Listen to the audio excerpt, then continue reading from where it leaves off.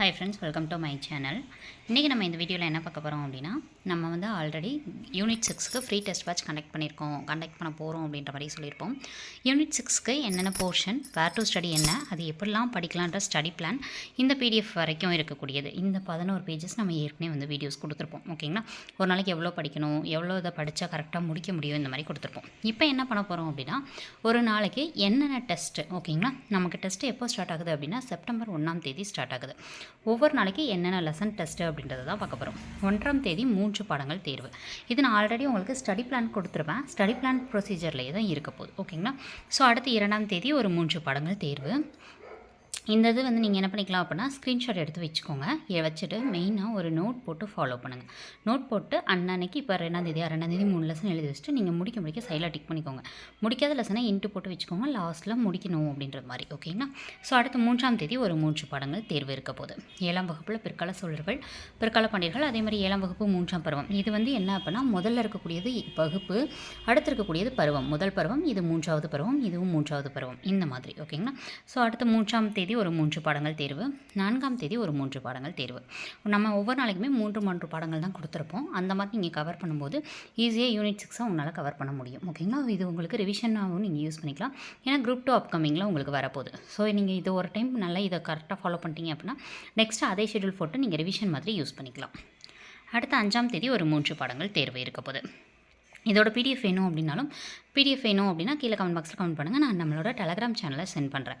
பிடிஎஃபை download பண்ணிட்டு கூட நீங்கள் நோட் பண்ணிக்கலாம். ஓகேங்களா, ஸோ அடுத்த 6ஆம் தேதியில் பாருங்களேன், 6ஆம் வகுப்புலேருந்து 12ஆம் வகுப்பு தமிழில் இருக்கக்கூடிய புத்தகத்தில் இருக்கக்கூடிய இலக்கியங்கள்னு கொடுத்துருப்போம். ஓகேங்களா, ஸோ இலக்கியங்கள் சார்ந்து என்னென்ன தலைப்புகள் பாயிண்ட்ஸ்லாம் இருக்கோ அந்தந்த பாயிண்ட்ஸ்லாம்லேருந்து கொஷின்ஸ் வந்து வரும். ஓகேங்களா, இப்போ ஒரு எடுத்துக்காட்டுக்கு 8 தொகை, 10 பாட்டு, இதெல்லாம் நமக்கு சிலபஸில் இருக்குது யூனிட் 6ல்.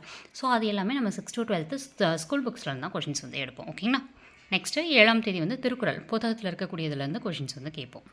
நெக்ஸ்ட்டு 8ஆம் தேதி ஒரு 2 பாடங்கள் மட்டும் கொடுத்துருப்போம். ஏன்னா இது ரெண்டுமே ரொம்ப முக்கியம். அதனால் 3 பாடங்கள் கொடுத்தா கொஞ்சம் படிக்கிறது கஷ்டன்றதுனால 2 பாடங்கள் கொடுத்துருப்போம். அடுத்து 9ஆம் தேதி 3 பாடங்கள், 10ஆம் தேதி ஒரு 3 பாடங்கள் இருக்கும். இது எல்லாமே நான் ஸ்டடி பிளானில் ஆல்ரெடி வந்து ஒரு நாளைக்கு எத்தனை படிக்கணும் அப்படின்ற மாதிரி கொடுத்துட்டேன். அதனால தான் நான் ஜஸ்ட்டு ரீட் பண்ணாமல் ஒரு நாளைக்கு இவ்வளோ பாடம்னு மட்டும் சொல்லிட்டு இருக்கேன். ஸ்டடி பிளானில் டே 1 அப்படின்னு சொல்லிட்டு டே 2, டே 3 அப்படின்னு சொல்லி கொடுத்துருப்பேன்.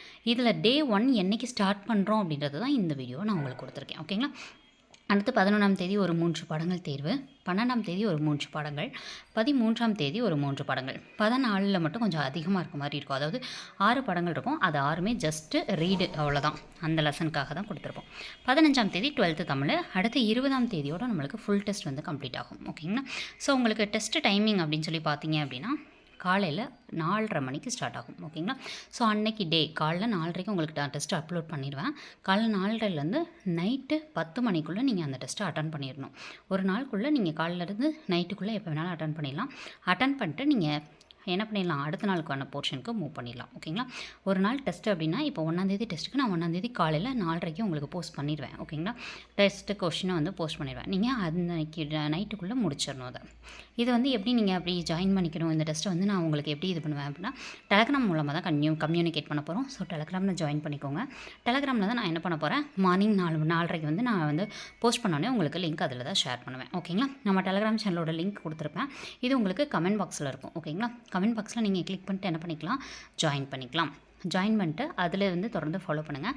அடுத்தடுத்த அப்டேட்ஸ் வந்து நான் அதில் கொடுப்பேன். ஓகேங்களா, ஸோ இந்த வீடியோ எதுக்காக அப்படின்னா நான் வந்து டெலகிராம் சேனல்லையும் ப்ளஸ் அது இல்லாமல் டெஸ்ட்டு டைமிங் சொல்கிறதுக்கும் இதுக்காக தான் மெயினாக. ஓகேங்களா, நெக்ஸ்ட்டு நம்ம என்றைக்கு ஸ்டடி பிளான் ஸ்டார்ட் பண்ணுறோம் அப்படின்னா 1ஆம் தேதி செப்டம்பர் 1, 20ஆம் தேதி வரைக்கும் இது போகும்.